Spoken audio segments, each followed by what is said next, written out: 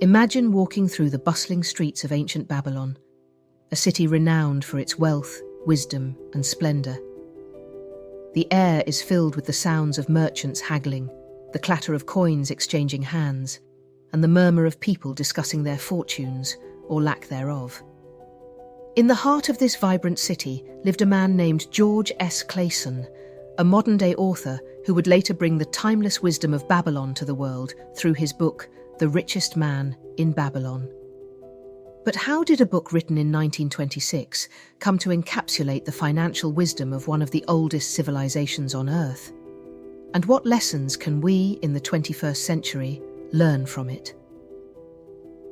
Before we dive into these questions, let me ask you, have you ever wondered why some people seem to effortlessly accumulate wealth while others struggle their entire lives, despite working just as hard, if not harder?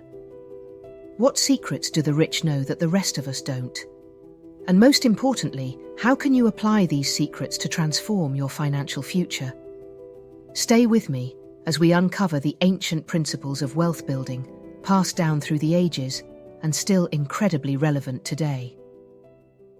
In the 1920s, George S. Clason, an entrepreneur and writer, began distributing pamphlets filled with financial wisdom to banks and insurance companies across the United States. These pamphlets, written in the form of parables, were set in ancient Babylon and provided practical advice on money management. Clason's goal was simple: to teach the common man how to achieve financial success using the timeless principles that had made Babylon the wealthiest city of the ancient world. But why did Clason choose Babylon as the backdrop for his lessons? Babylon, you see, was more than just a city of riches. It was a city of innovation, a place where people of all walks of life could rise to great wealth through diligence, discipline, and wisdom. The stories Clason shared were not just fiction. They were reflections of the real strategies used by ancient Babylonians to build their fortunes. So, what are these strategies? And how can they help you today in a world that's vastly different from the one Clason wrote about? Let's begin with the first and perhaps the most crucial principle: paying yourself first.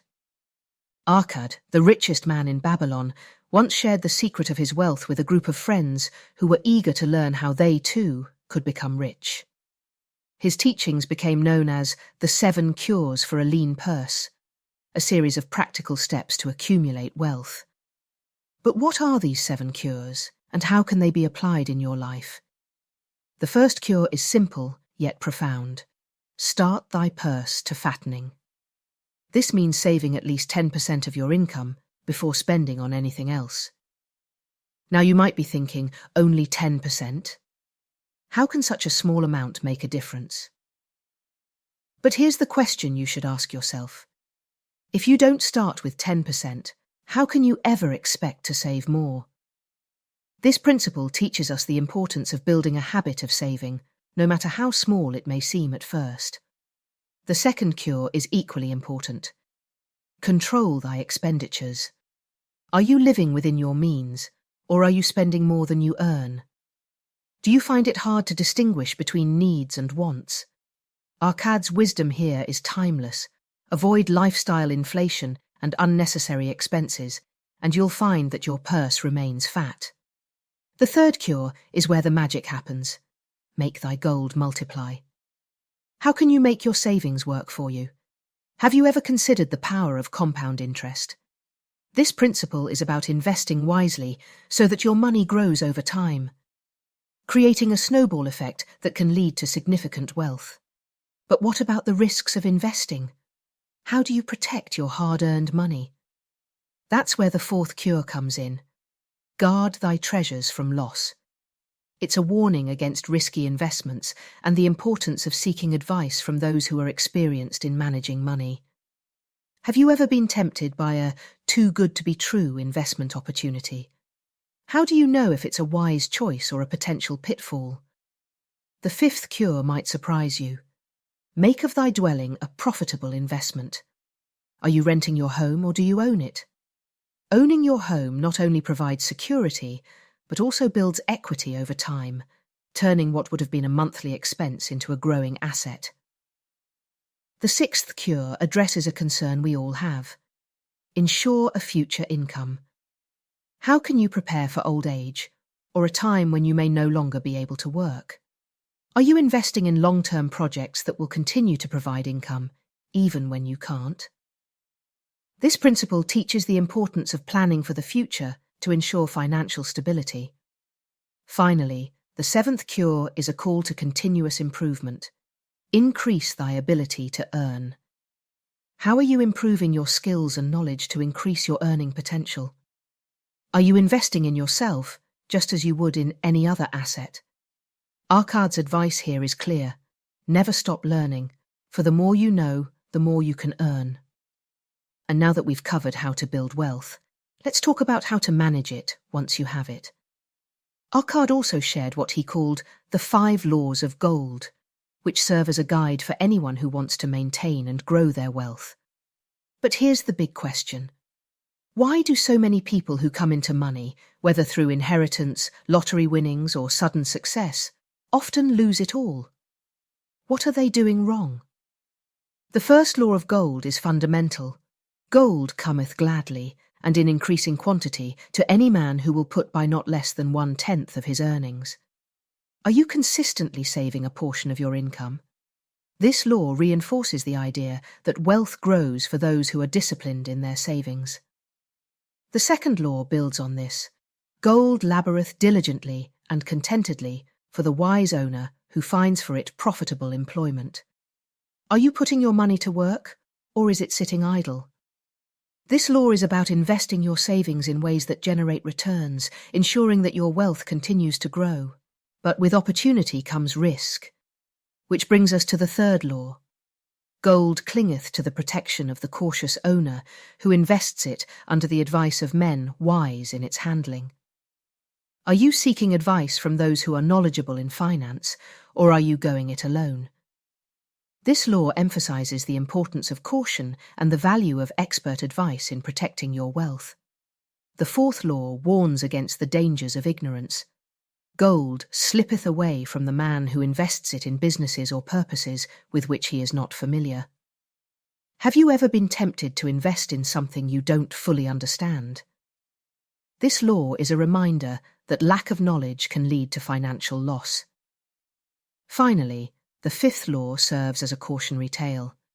Gold flees the man who would force it to impossible earnings, or who follows the alluring advice of tricksters and schemers. Have you ever fallen for a get-rich-quick scheme? This law teaches us that greed and impatience are often the downfall of those who seek wealth.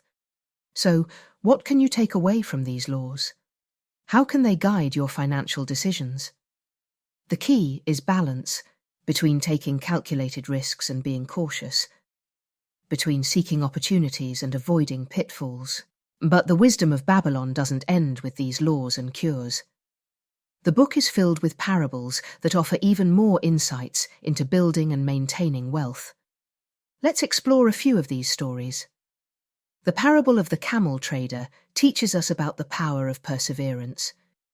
Dabasir, a man who had fallen into debt, managed to turn his life around through discipline and hard work.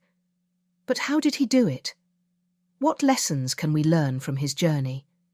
This story shows that no matter how dire your financial situation may seem, there is always a way out if you are willing to commit to a plan and stick with it.